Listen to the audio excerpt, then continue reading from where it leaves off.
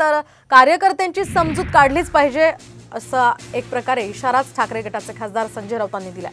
तर ठाकरे गटाची भूमिका योग्य नाहीये असं म्हणत काँग्रेस प्रदेशाध्यक्ष नाना पटोले यांनी तीव्र नाराजी व्यक्त केली आहे। रामटेक अमरावतीचा दाखला देत संजय राऊत यांनी आघाडीसाठी हक्काच्या जागा सोडल्याचं म्हटलं होतं।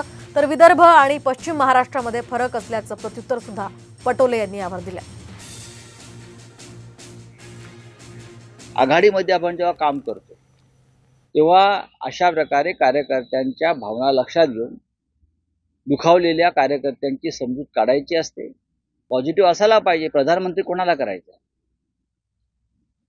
आमची प्रत्येक जागा ही पर्यायानं शेवटी पुढे काँग्रेसच्या नेतृत्वालाच पाठिंबा देण्यासाठी उभी राहील ना।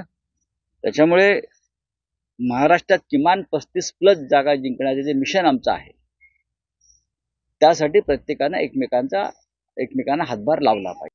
विदर्भातला त्यांना उदाहरण मुद्दाहून दिलं की विदर्भात आम्ही तुम्हाला कसंही सांभाळून घेतलं, कारण विदर्भ हा एक वेगळा गड आहे, काँग्रेसचा गड राहिलेला आहे आणि विदर्भामध्ये आता पहिल्या 5 टप्प्यामध्ये आम्ही जिंकूच आणि ज्या अजून 5 जागा आहेत त्याच्यातही आम्ही महाविकास आघाडी म्हणून जिंकणार आहोत। पण पश्चिम महाराष्ट्र आणि कोंकण याच्यातला फरक आहे आणि ते समजायला तयार नसतील तर हे बरोबर नाही। पण या पद्धतीनं होत असेल तर अजिबात आम्ही खपवून घेणार नाही।